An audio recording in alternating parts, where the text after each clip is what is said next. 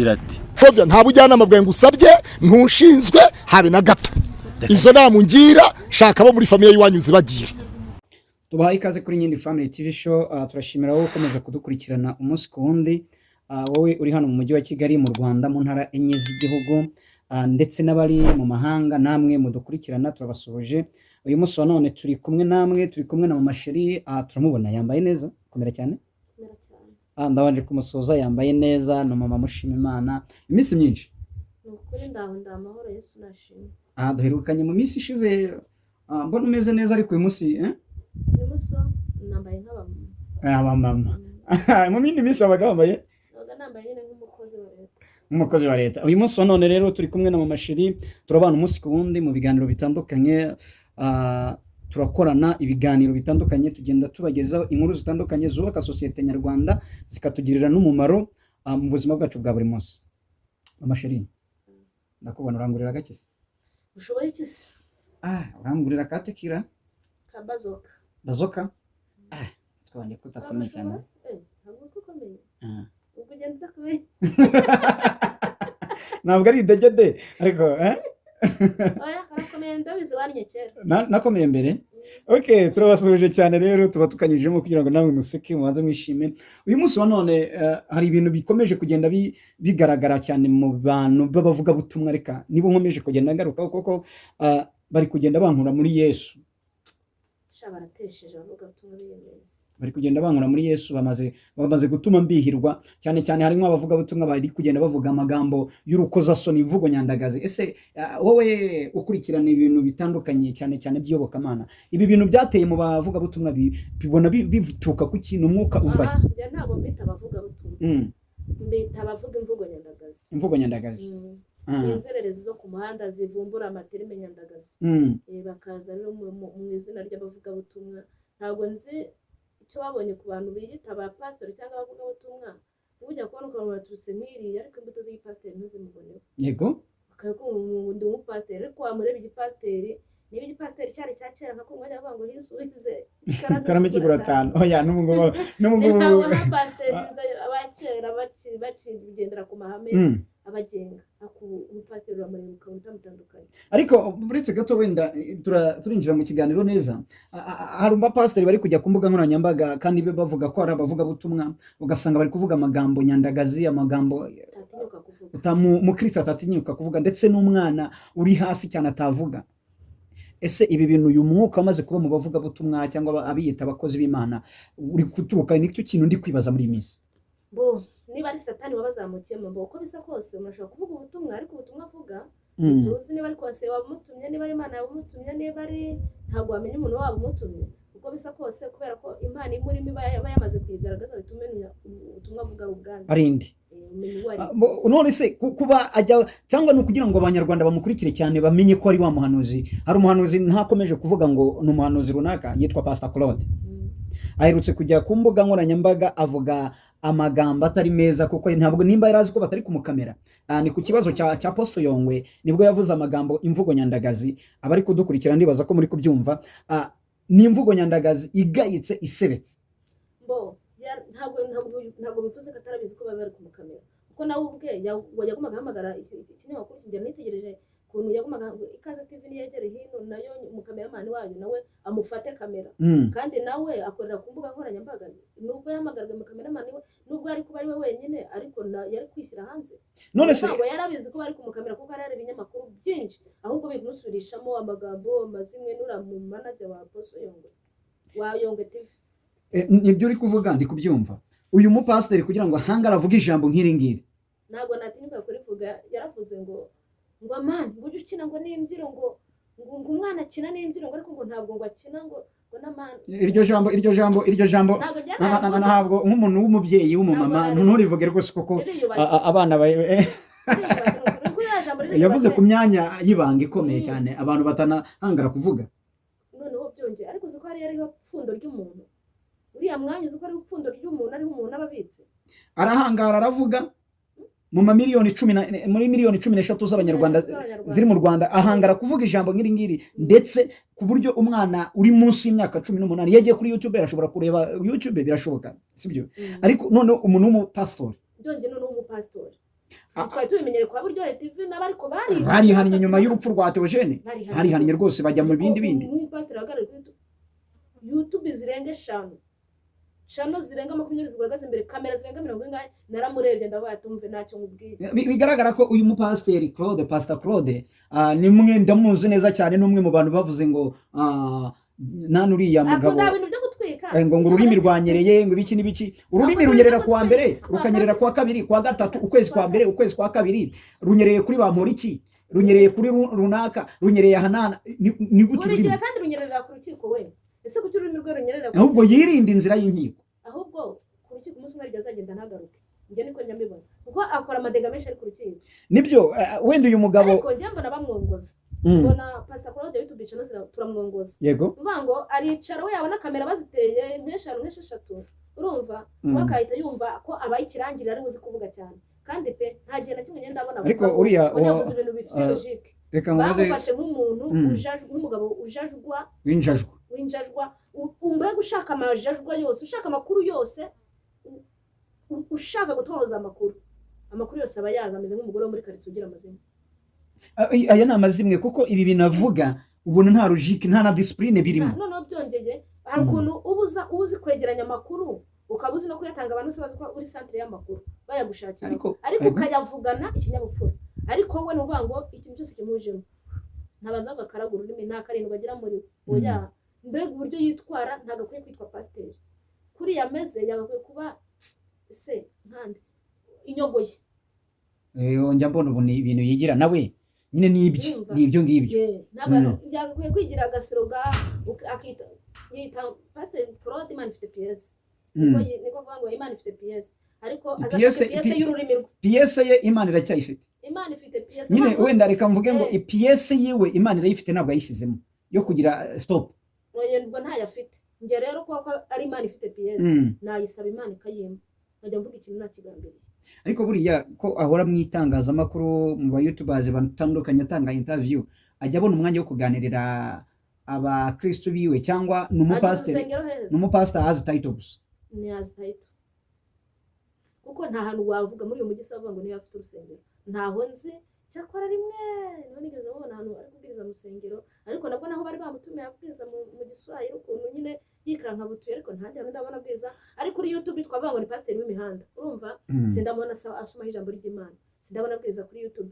Mbere niho hajyaga abwiriza kuri radio kera mu bihe byashize kera.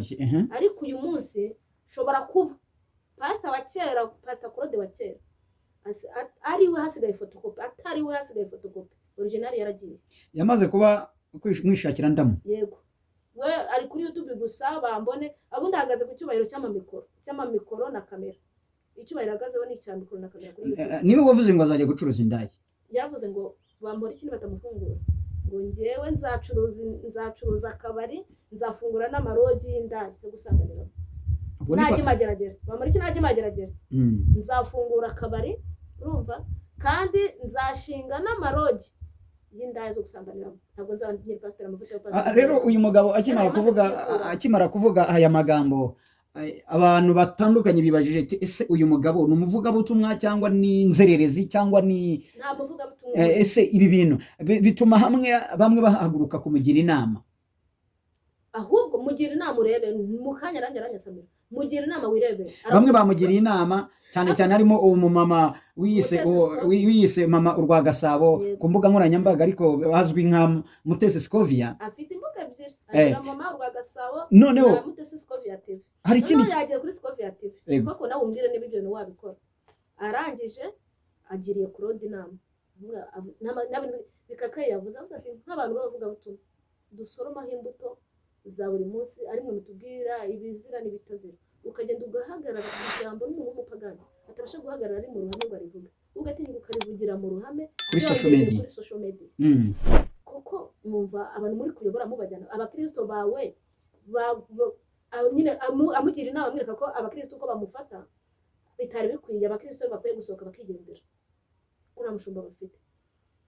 Mana mbwira ariho umuntu kugenda yaba wamutuka wayumva wabigenza. Ariko nawe Mutesi Scovia hari ahantu yatangiye inama kuri social media, none umupira aho warengeye n'uburengo, ariko yari kuza akamwegera akamubwira ati Pastor Claude, kandi yarabivutse hari amakara arenga 7. Pastor Claude kuba yaravugiye nawe mu ruhame none ntibivuze ngo nawe kubitirwe mu ruhame. inama zimuhera mu ruhame kuko nawe ntiyihumiriye uriya mwana. No kintu cyambabaje urakizi, ikintu cyambabaje umuntu yabibwiye ni umwana w'umusore, urukumva yego, utanazi niba azi iby'ijambo ry'Imana, niba atanabizi ntabwo tubizi, gusa twabonye ngo ni manager wa Yongwe TV, ntabwo njye narisanzwe muzi, namubonye kiragiye ejo bundi, namubonye ku rukiko.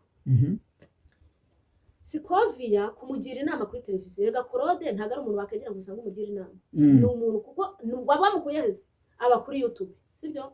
Urugo rwe ruba kuri kamera, urugo rwe ni YouTube, urugo rwe ni YouTube. Ahubwo njya nibaza umugore amubona ryari. Rero Scovia hariya yamugendeye inama hariho, ariko n'ubundi Claude ntabwo yigeze abyumva. Yumvise ko ari kumuharasira. Twebwe inka Nyindi Family TV bino bintu bya Yongwe twanze kwiruka tubijyamo cyane, sibyo? Nabyirinza kuko nabavuga butumwa kameme, nabavuga butumwa kuko ndibuka igihe kimwe ngo umugabo witwa ngo batonze umukozi w'Imana ngo urutoki ngo bisinze uko byagenze, twebwe twizeraga ko abavuga butumwa, ariko bimaze gufata indi ntera. Umuriro wamaze kwaka hagati y'uwitwa Scovia ndetse na Pastor Claude. Irati Scovia nta bujyanama bwawe ngusabye, ntushinzwe habe na gato. Izo nama ngira shaka abo muri famille y'iwanyu zibagira. We ubwe yisubiye mu byibura ajya asoma comment. Ese niba adasoma comment, byibura yisubiyemo nk'umuntu w'umushumba nyine wemeza ko ari umupasiteri Claude Imana ifite PS, sibyo? Yisubiyemo asanga amagambo yasubije Scovia ariyo yarakwiye gusubiza, n'uvuga ngo byagaragara ko kuri ngo yarahubutse, sibyo? Ibyo yamubwiye murabyumva, yamubwiye ngo izo nama ushaka kungira uzazigira umugabo wawe, uzazigira umugabo wawe, uzazigira umuryango wawe. Njyewe ntabwo ngana nawe imyaka 50 avuga afite, buriya arayimerita ko ameze nk'umwana w'igitambambuga. Afite imyaka 50, sibyo? None se reka nkubaze gato, reka nkubaze buretse nawe nkubaze, ni gute ugira umuntu w'imyaka 50 ukaza kumuhanira mu bana? Igi ryahanuye inyoni nyine. Oya, ni gute uri kumuhanira mu bana? Ngiye kwemera ko uriya mama kuba yamuhanuye nta kibazo. None se uriya mwana ntabwo yamuhanura mbwa ati papa ibintu bamo ni ibiki?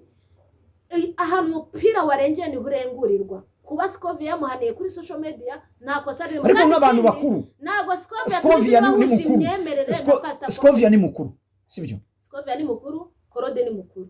Claude avuga ko afite imyaka 50, ariko bitegereje ibikorwa bye ubona afite imyaka 20. Ni gute? Nabwo ndi kwibaza ngo yego uyu mumama yaragize ubutwari bwo kugira uyu wiyita umu pastor, akamvuga gute iriya titre sinzi kuko sinjamenya, ntabwo tujya tumenya ngo ese abantu bafite certificates zibyemeza. Yewe pastor na Claude namugira pastor w'imihanda w'inzererezi za pastor, agafasha icyo abandi, agafasha izo mayobozi z'imihanda. None se yakura abantu mu byaha yabibongera? Wenda reka nkubaze, uriya mu mama watanze impanuro, gutanga impanuro nta kibazo, ntacyo bitwaye, kandi ari kubaka societe. Kandi Scovia ijwi rye ririrangira riravuga kure, rigera kure cyane. Ni gute nimba wowe utabasha kumugira inama umubwira ati Pastor Claude, reaction gutya na gutya ari amagambo wavuze ntabwo ari meza. Claude dore ukuntu yabaye nka mukobwa avuga ngo ushira isoni, ati wa mukobwa we wakanye ibintu byo gushira isoni. Ubundi ari umukobwa nyine nagatekerezo, umukobwa yashiraga isoni, urumva? Noneho nyine bikabije, ati ubu uzakura umugabo hehe koko wagiruka gushira isoni? Umuntu wese ubonye umushiraho isoni, ubona abasore bashiraho isoni, ubona abagabo bashiraho isoni, abamama b'umungana bamutangana bose bashiraho isoni. Arangije ati njyewe shira isoni, ati uwo ninde ubivuze nyine yo kagira gutya na gutya na gutya na gutya, ahita avuga ku myanya nabwo nayo gacibwa ni byose arunda aho ngaho. Kandi ngo bari kumugira inama ngo nyaboneka ibintu byo gushira isoni bireka. Undi nawe ati nyaboneka umaze imisi uswata uvuga ibigambo biterekeranye kuri YouTube, ururimi runyerera buri munsi, buri wa mbere, buri wa gatatu. Bamugira inama ati izo nama uzajya kuzigira nyoko nasuko na musaza. Njyewe nyine iri jambo nanabyumvishe uyu mugabo ari kuvuga rino jambo, nahise nifata mu myanya ndangakumira. Tubashye umugabo wawe ngo njyewe ni wanyu, ngo utanyubashye wakuba umugabo wawe. Umugabo wese wamuzanye gute? Ibya famille ya Scovia yo biri umwihariko, Claude hariya yarengereye kuko yashatse kwinjira mu buzima bw'abandi bantu gutanga inama, kandi burya buri rugo rwose ruba rufite uburyo bwo ijambo ngo ryo mubare wirya mu isezerano rya kera. Isezerano rya kera natubwira irindi jambo risobanura kira kintu yavuze hariya, kira nyiranyubahiro yagiye kurondogora mu ruhame rw'abantu atubwira ahantu ryanditse mu isezerano rishya gusomera isezerano rya cyangwa no mu birango ryanditsemo nase ko ryanditsemo ibintu byose byanditse muri Bibiliya ntabwo ariko abantu babisoma hari Bibiliya ni inyanja hari n'ibyo dusoma bikadufasha tukabiceceka sibyo hari n'akajambo nikuriyemo ngo niwifuza umugore uzamufate umurongore ariko gusa wagenda habanza ngo iki hasi hagasoza ngo iki hejuru habanza ngo iki uretse ako karongo konyine mufata ni none ariko ntabwo wagenda nabwo ubikora mu nzira uko wifuje ngo ubikore rero bivuze ngo ariko hejuru habanza ngo aho kugira ngo usambane siko bibanze niko nekereza aho kugira ngo usambane niwifuza umugore harya nibyo niko ngo uzamufate umurongore none se ko baba bashyizemo iyo comparison ngo aho kugira ngo numwifuza ariko Pastor Claude njyewe nimara kumvira ijambo biriya bintu yavuze akanwa kavuga ijambo ry'Imana ntabwo akwiye kuvuga bishego nka biriya byongera no kubwira umuntu natoye ingana kuriya umwana w'umusore w'urubyiruko utegereje iterambere imbere ye ufata umusore nk'uriya umwandagaze kuriya kwitangazamakuru umuntu akina n'imbyiro umwana akina n'imbyiro ntabwo akina n'ama toka kwakina arabivuga aritakoma juguma mu bicaro reka dukoreshe iri jambo kugira ngo abana bataza kubimenya bari munsi y'imyaka 18 bataza gusobanukirwa reka dukomeze oya buriya nabivuga mu cyongereza yavuga mu gifaransa reka tuvuge umuntu akina n'imbyiro ko ntabwo akina n'amatestikire ya testicles no reka tuvuge hari akajambo nyine bajya bavuga bakunda guhimba bakita intoryi ureba urutoryi rumwe iyo uruhuje n'uruzi bari intoryi gutya nyine abana bakiri bato wenda ntabwo barapfa kumenya tubibwiye abantu bakuru bari kudukurikira udutoryi intoryi buriya udutoryi ni utw'abana bari dutoya ariko ntabwo barabura n'ukuntu bivuga niba bavuga ngo ni ka kabindi karema abantu se ntabwo babimenya rero uyu mupasitori Pastor Claude akabindi kabitsa abantu amaze kuba icyamamare ivuze icyamamare cy'injaju afite ivuze icyamamare cy'amagambo y'ubujaje ariko none numugira inama nawe hano sura yarahanutse numugira inama umusange cyangwa umuhamagare umugira inama sha nawe ntabwo wakwirirwa umutaho umwanya unamuhamagaye yabizana ku mihanda ese ko ubuzima bwose buri ku mihanda umuhamagaye yabizana ku mihanda ahubwo buriya ndibaza ese afite abana afite umugore nka buriya yatashye nk'umwana akamubwira ati akabona baporodinze ikiganiro none se ari kuvuga biriya biteshwa buriya yahanura umwana ati mwana turi gushaka amafaranga turi gushaka views zigatuma wandavura ariko amafaranga wabona yatuma wandavurika n'amafaranga nyabaki turi gushaka views ubu se yungukiye yavuze ijambo ribi abantu bareba yavuze nyine twe twabonye content yo kuvuga yaduhaye content twivugira ariko we ntaho yungukiye ari gutukwa yeso turi kumushima ni umusitari yamenyekanye muri iki gihugu cyose asanzwe azi nta mpamvu yo kumenyekana mu werega wanamenyekana no mu byiza se ntiwagira umuntu none se niba yaramaze nk'amezi abiri atavugwa nta umuntu umuvugaho ubu ngubu nitumwicayeho nta munsi ushobora kwira atagiye ku binyamakuru bitatu koko kwazwi Pastor Claude kuzwi Pastor Claude niyo ariko ntabwo yarazwi none se yarazwi no mu bibi kuvuga amagambo y'amateshwa amanzaganya amateshwa yose niwe ariko iryo jambo ntabwo yararizwi yagombaga naryo kurivuga kugira tubimenye twereke ko naryo tuzi kwazi kuri ko naryo arizi ariko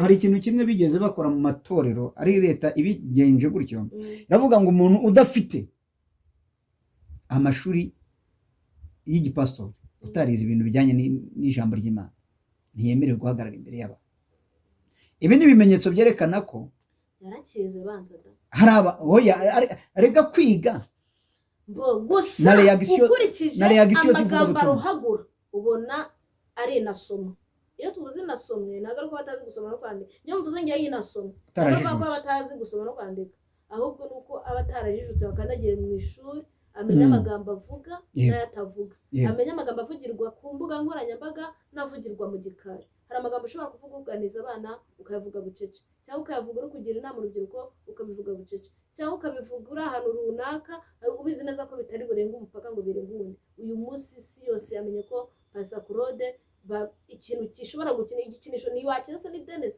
ntiwakina se na baro ntiwakina se n'umugozi ntiwakina se ubuse bishatse kuvuga ntiwakina se na basket ntiwakina se na football ni ngombwa gukina nariya borora none se ubu bishatse kuvuga ko Pastor Claude nawe twamwita pastor w'inzererezi ni pastor w'inzererezi ku mihanda kuko icyubahiro cy'Uwiteka njye mbona cyaramaze kumuva asigaye ari Pastor Claude Imana ifite PS ubwiza bw'Imana bwamushizeho rwose ubushize yaragiye yikorera ibuye ringana umusozi ngo arikoroha umuntu wese ngo bafitanye ikibazo yagiye mu butayu ahagarana ukuruzi yikorera ikibuye ndaroha runaka abanyasamiye bose Eliane ndamuroshye nanyinde family mu kanya araje natwe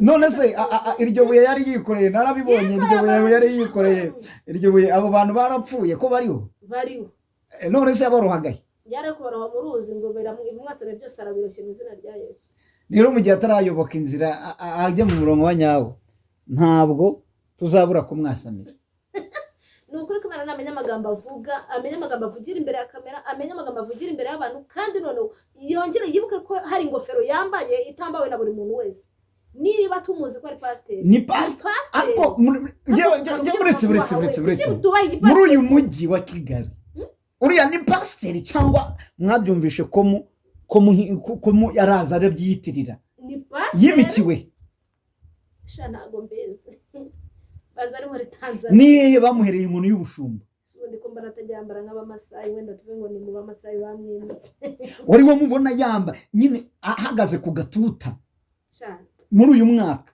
reka mvuga uyu mwaka uyu mwaka watangira sindabona pasiteri ari niba naratangira n'ikiganiro nk'umuntu w'umupasiteri asenze ariko reka nkubwire hari abapasiteri bakomeye yimikiwe yariyimitse hari abantu ubundi baba kuri iyi mihanda bihaye amazina urumva basanze izina ryabo ritazamenyekana aza bati nitwa Niyonzima Claude natujya pasiteri asaga tutazamenya ba Claude ari benshi arangira atekanye nkubitote pasiteri Claude Niyonzima Imana ifite PS n'agasero gake Imana ifite PS nkayo batayidigire mini digire nyine nibyo biri kuza aba bavuga butumwa ugasanga buri muntu wese afite ake kantu kagakeregeshwa ke yigeze tebanya kwigendera yigeze avuga nzahuye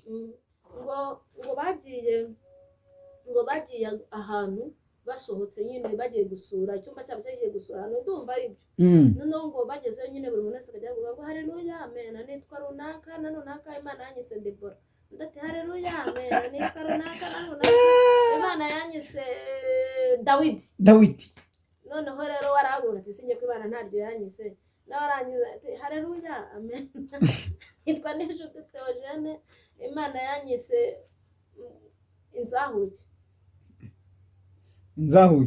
abarayibateje aribatitse ni inzahuke yavuze niki ni inzahuke abaribatije noneho abandi bavugaga amazina yo muri Bibiliya urumva azwi we yivugira inzahuke undi ati nanjye nitwa Imana ifite PS hari undi numvishe ngo nawe Imana ngira ibintu niyo nibajije nimba ari ibintu by'igore nimba ari ibintu ugore nimba ari ibintu ugabo Imana igira ibintu hari n'undi muhanuzi nawe uri kubica bigacika nawe wiyise ngo Imana yagasani yewe ragasinze amazina reka abahanuzi bari no kwibere Imana ngo yanumye ngo yandwa ninyise ngo unyise ngo Esther ukibaza n'umugabo ukuntu yitwa Esther ni umugabo witwa Esther ingabo navuze ngo nitwa Haduyi yagiye kuvumba ipirawu utumye nseka yagiye kuvumba ipirawu aravuga ngo nitwa Haduyi yagiye kuvuga buduruse dukomeje kugusuhuza we ukomeje kudukurikirana ku mbuga nkoranyambaga kandi turagusaba gukora subscribe niba utarayikora ugakanda share usharinga abantu batandukanye baba mu magroupe yawe ndetse ugakanda kuri like ugakanda na comment ukayandika agakomenti kawe ni ingenzi twababwiye ko mu mpera z'uyu mwaka hari akantu nka Nkindi Family TV turi kubategurira abantu bazabikora neza muzajya mubona amabonus atandukanye nukuri numugisha kubana turi ku biganiro by'abavuga butumwa muri iyi minsi nka Nkindi Family TV abavugabutumwa barimo barasopanya imbyino, bamwe barajya iburyo abandi bakajya ibumoso, bamwe bakajya hejuru abandi bakajya ikuzimu. bamwe hashimwe satani, undi iti uzagira inama so wakubyaye cyangwa umugabo wawe, cyangwa ukine gutya na ziriya boro ziriya staff zikomeye cyane nk'abantu intoryi. None mama sheri Pastor Claude, n'ubundi hari umugabo umwe wavuze ngo iyo wiharabitse uba wiharabitse, iyo wishyize hanze barakubona, ngo iyo wisebeje uba wisebeje. Reka tumugire inama basi turebe ko twamugabanya nawe yahinduka. basi sarazumva ni ukuri peka nkubwire. Njye bwa mbere na mbere mbona Claude kuri YouTube, reka agatangira kujya kuri YouTube pe, naramukundaga na nimero ye ndayigira muri telefone yanjye, naramukundaga.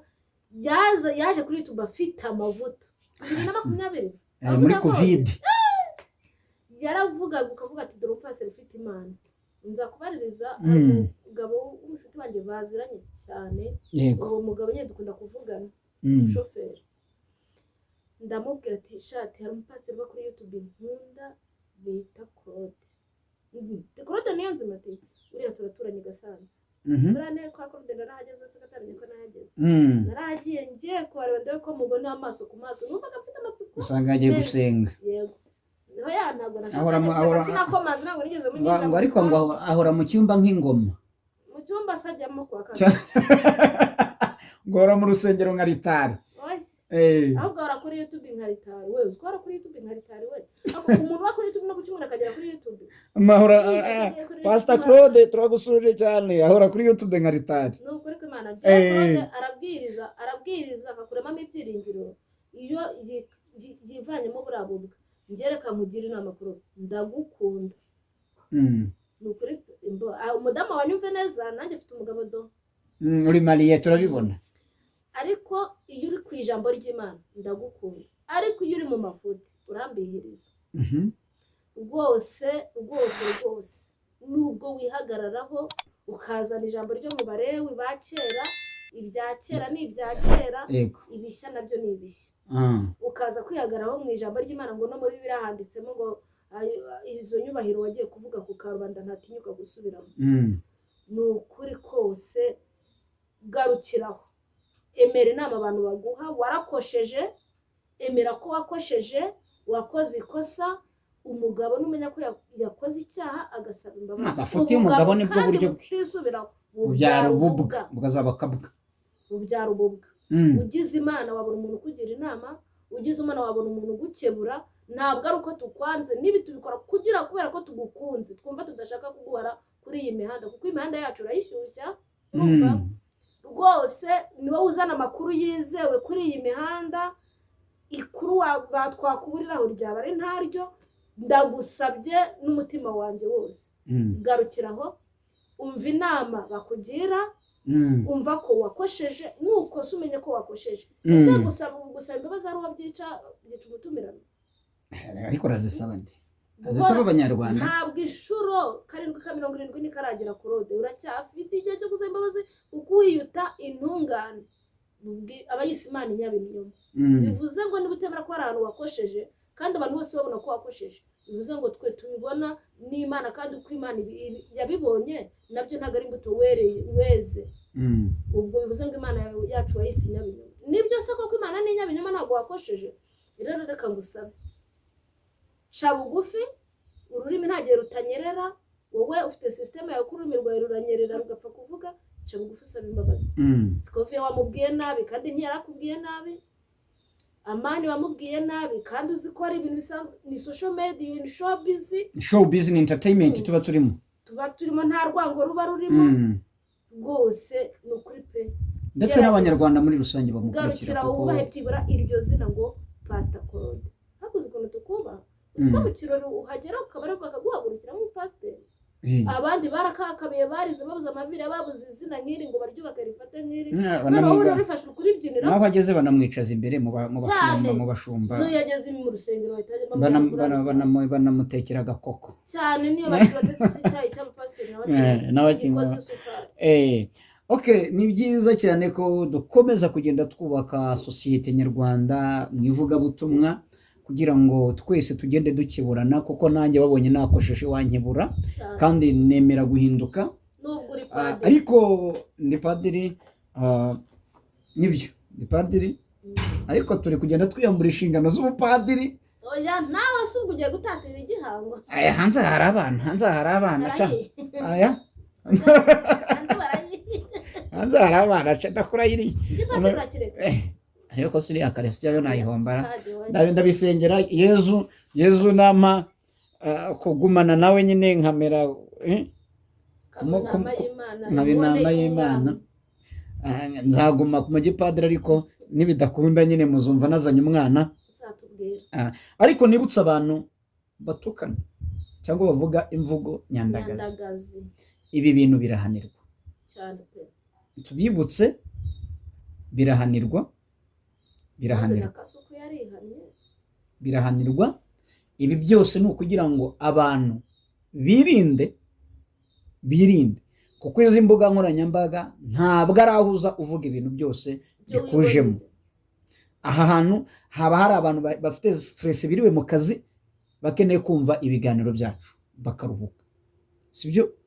Hari abantu bari muri situation itameze neza, bakeneye kumva turi kuganira gutya, bikumva birabubatse.